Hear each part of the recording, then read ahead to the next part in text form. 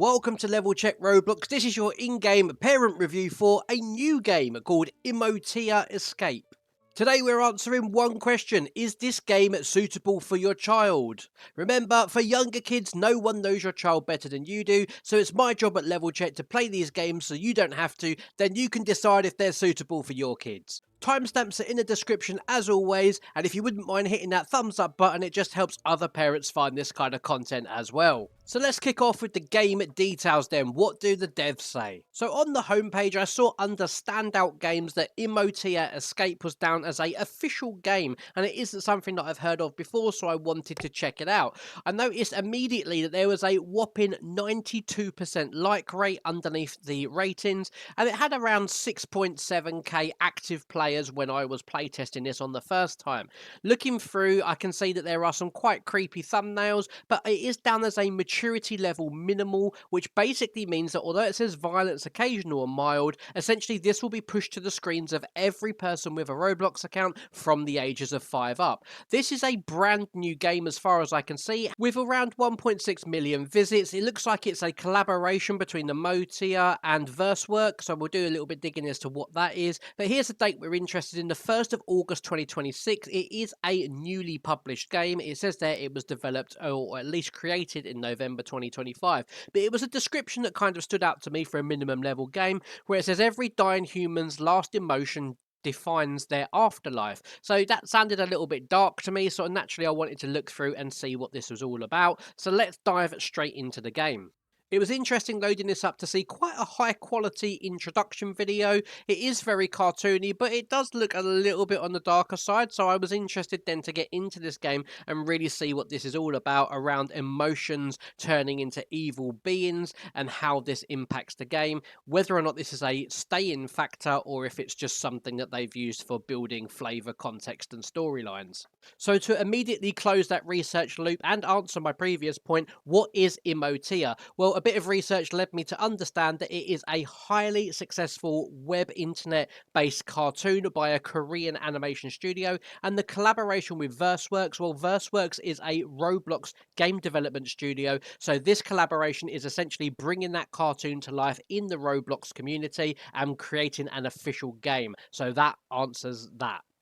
So starting off with a lobby review, the sorts of things I look for in lobby areas is stuff like advertising, aggressive pop-ups, things that will take your child off platform, or anything that will catch you unaware. And other than being caught unaware by being this blonde cartoon character girl, actually there isn't a great deal here that's going to cause any problems. A lot of the shop tabs are accessible either by the on-screen user interface, or you can go over to one of the NPCs to access that, but everything is very clearly labelled, and to be honest, there isn't a great deal of things to spend Robux on, but we'll cover that in the financial review when we get there.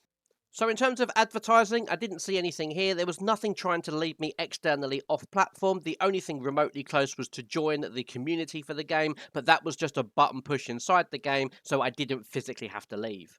In terms of gameplay then, what do you have to do? Firstly, off the bat, although this is linked to a web series that is ideally pitched for parental guidance or 13 and above, that doesn't seem to transition into the game as far as I've seen. It is just themed that way. Each one of these levels is themed towards one of these characters that they've called emotions. You start off with one default character. You can unlock those. That's where the in-game currency comes in. And the other thing you can use for in-game currency is things that will replenish your health or replenish your stamina in the levels.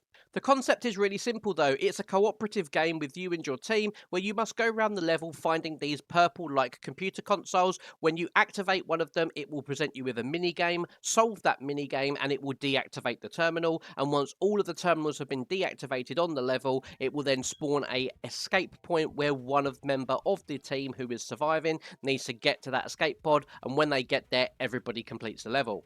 The challenging part of the game is that every level is patrolled by various non-playable characters. You get these little black trash bag looking things which are negative emotions, as well as computer controlled versions of the characters themselves, and those each have different kinds of abilities. If you get into a close proximity to one of these, they will throw up an exclamation point and then generally chase you for a little bit of the time. If they get to you, then they will damage your health, and if you have 3 hits to your health, then you will reduce to 0 hit points and you will fail the level.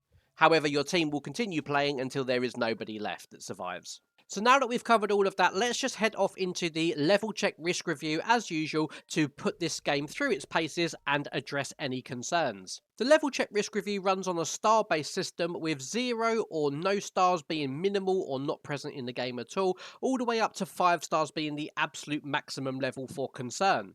I look at a few broad themes, starting off with violence. The maturity label at the start said there was a violence warning for occasional and mild. Honestly, in the levels, the only thing I've seen that is remotely violent is that when one of the NPC characters catches up to you, they will swing an arm out and the screen will flash red. That is pretty much it. So I've gone with half a star here because whilst it's present, I haven't seen anything in the few hours that I've played it to challenge that.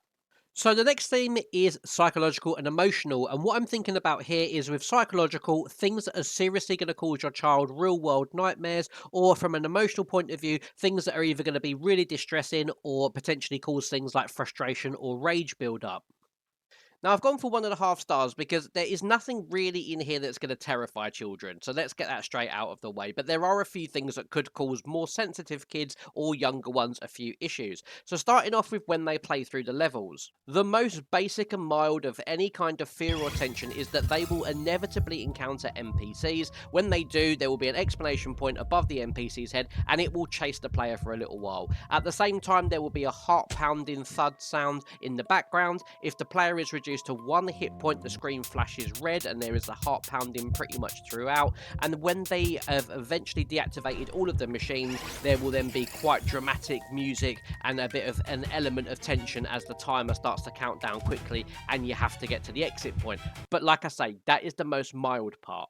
For the first 10 levels, there's very little here, but when you get post level 10, things do change a little bit. The core of the game remains the same, but there are some additional elements. So, for example, you will get things like user interface interruptions, a bit like this, which stop just shy probably of being considered a jump scare. There are other abilities that the characters have, the NPCs, like one that turns invisible, and all of a sudden she will pop up and then strike you as you walk past that you're not expecting it. And obviously the dramatics of that, where NPCs feel like they move a bit quicker in the later stages. Final quick points on emotional and frustration then. I experienced quite a few players going AFK when they were down to 1 heart point or just didn't want to play the game and were idle. There were others that disconnected partway through a game, which I think is also testament to that although the levels are quick, the game itself does take quite a while to play through. There's also a really poorly placed leave button that doesn't give you any kind of prompt and it's right next to the chat. If you press it, you automatically leave the game, and even I hit that a few times accidentally myself.